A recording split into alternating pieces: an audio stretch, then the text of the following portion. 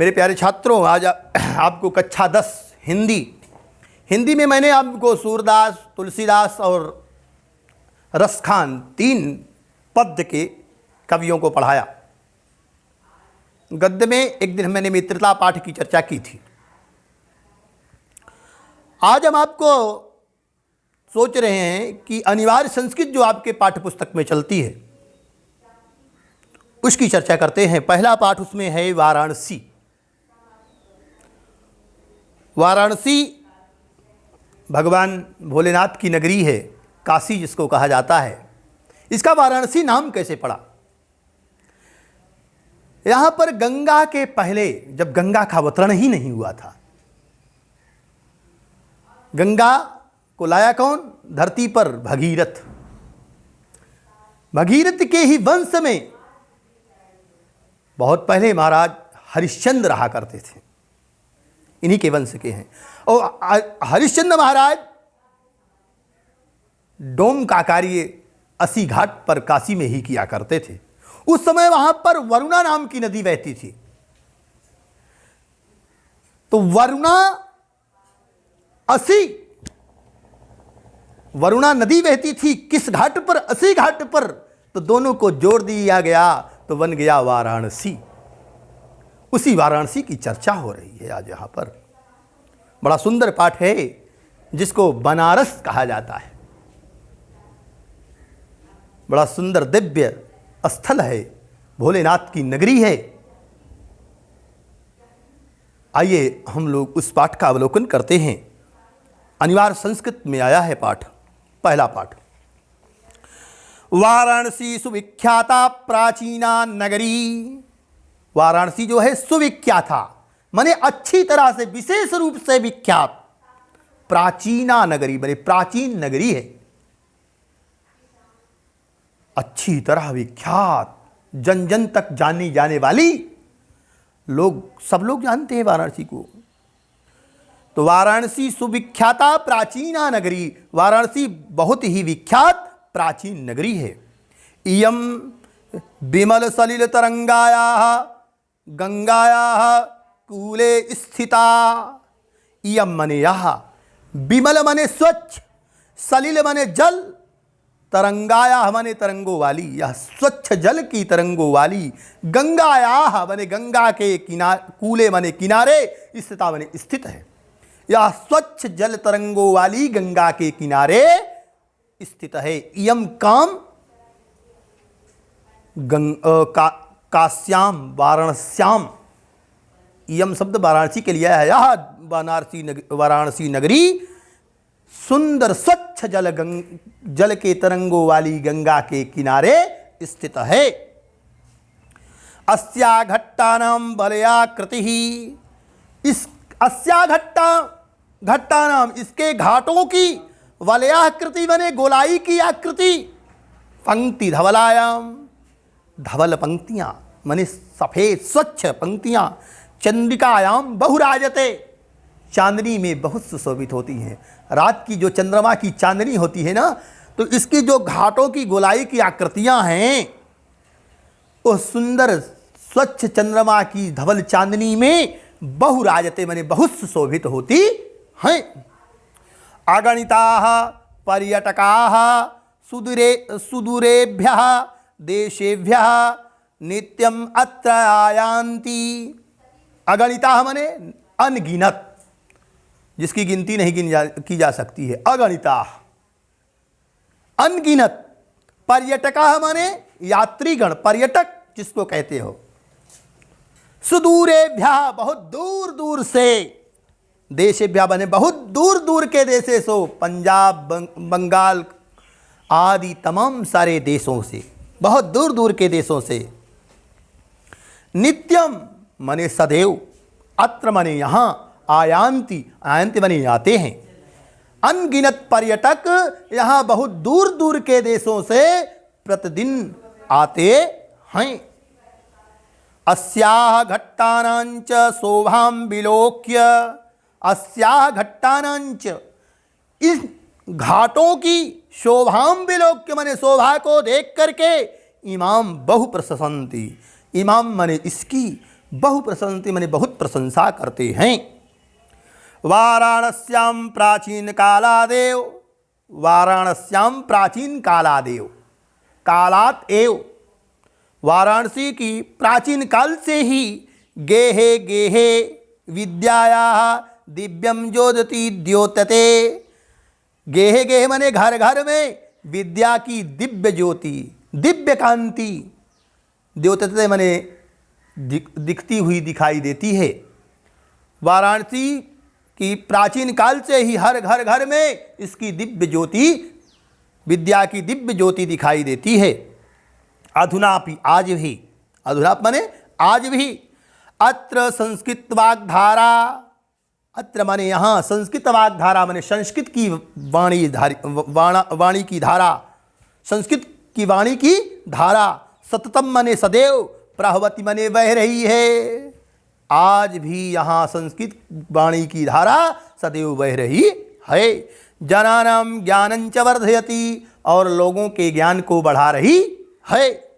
अत्र अनेके आचार्याः मूर्धन्याः विद्वांसः, अत्र माने यहाँ अनेके आचार्य, अनेकों आचार्य, मूर्धन्याः विद्वांसः, मूर्धन्य विद्वान, वैदिक वाङ्गमयस्य, वैदिक वाङ्गमय माने साहित्य, वैदिक साहित्य की के अध्ययने अध्यापने च, अध्ययन करने में और पढ़ने पढ़ाने में, इदानीं निरतः, यहाँ हमेशा लगे रहते हैं। यहाँ पर अनेकों आचार्य, मूर्धन्य विद्वान सदैव वैदिक साहित्य के पढ़ने पढ़ाने में हमेशा यहाँ लगे रहते हैं।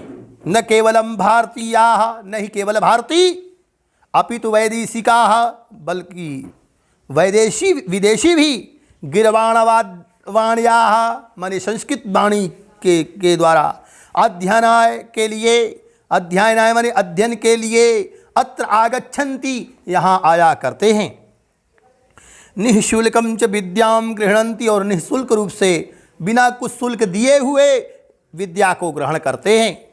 अत्र माने यहाँ हिंदू विश्वविद्यालय, हिंदू विश्वविद्यालय है, संस्कृत विश्वविद्यालय, संस्कृत विश्वविद्यालय है, और काशी विद्यापीठम, काशी विद्यापीठ, इत्येते त्रयः विश्वविद्यालयाः सन्ति।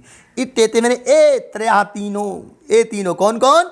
हिंदू विश्वविद्यालय, संस्कृत विश्वविद्यालय, काशी विद्यापीठ, ये तीन विद्यालय, विश्वविद्यालय, यहाँ तीनों विश्वविद्यालय हैं।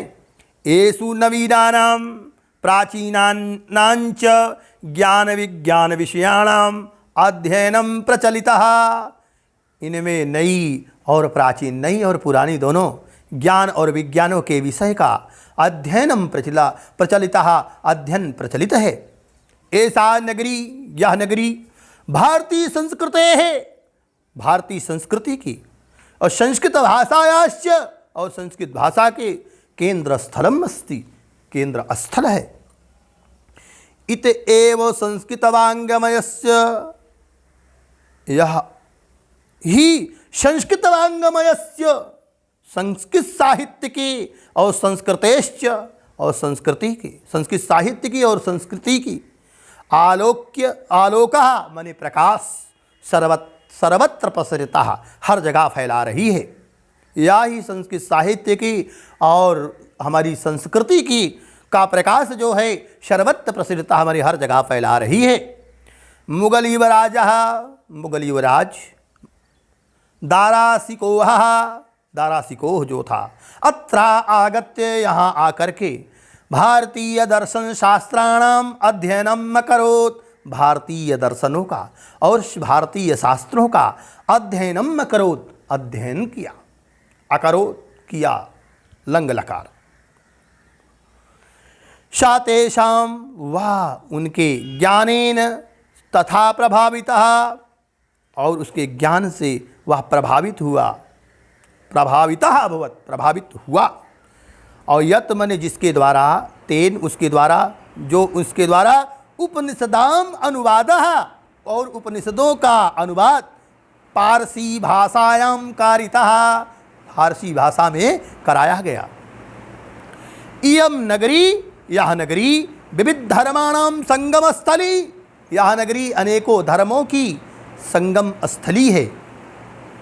महात्मा बुद्धा, महात्मा बुद्ध, तीर्थंकरः, तीर्थंकर, पार्श्वनाथः, पार्श्वनाथ, शंकराचार्यः, शंकराचार्य, कबीरः, कबीर, गोस्वामी तुलसीदासः, गोस्वामी तुलसीदास, अन्ये च बहवः महात्मनः, और बहुत सारे महात्मा लोग अत्र आगत्य, यहाँ आकर के स्वीयान विचारान प्रसारयन, अपने विचारों को, अपने मतों को, अपने हृदय की बातों को प्रासारयन फैलाया। प्रासारयन मने फैलाए, न केवलम दर्शने, न ही केवल दर्शन में, साहित्य न ही साहित्य में, धर्म में, अपितु बल्कि कला क्षेत्रे भी, कला के क्षेत्र में भी। इयम नगरी, यह नगरी, कौन नगरी?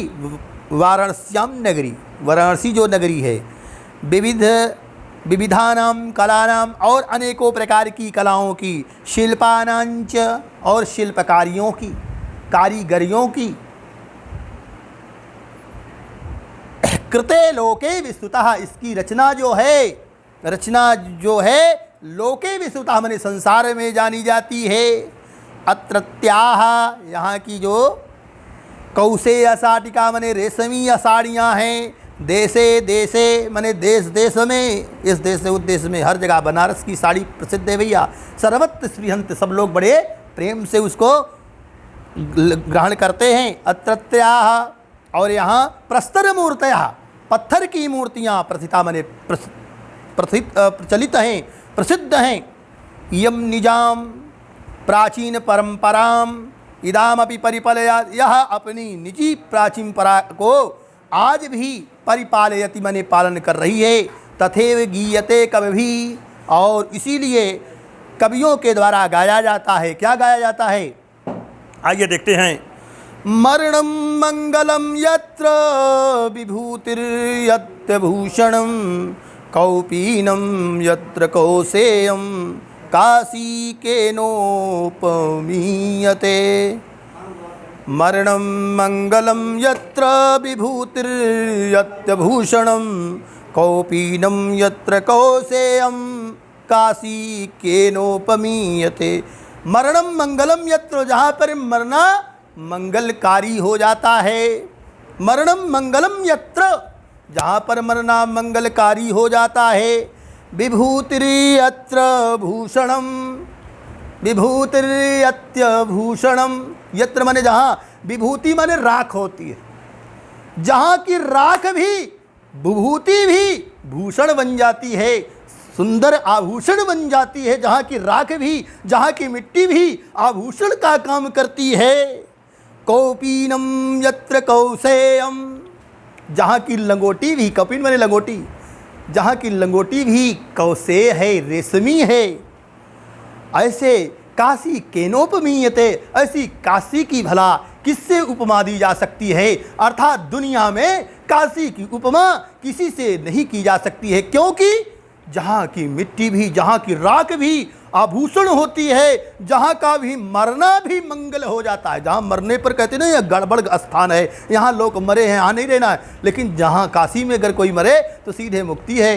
तो जहाँ मरना भी मंगल हो जाए, जहाँ की राख भी आभूषण बन जाए, जहाँ की लंगोटी भी रेशमी की हो, ऐसी काशी की केनोपमीयते, भला किससे उपमा की जा सकती है? अर्थात दुनिया में किसी से काशी की उपमा नहीं दी जा सकती है। काशी अपने में अद्वितीय है, बाबा भोलेनाथ की नगरी है। जब भी हो आप लोग जाएं, काशी का दर्शन अवश्य करें। आज आपको यहीं तक पढ़ाएंगे। धन्यवाद, धन्यवाद।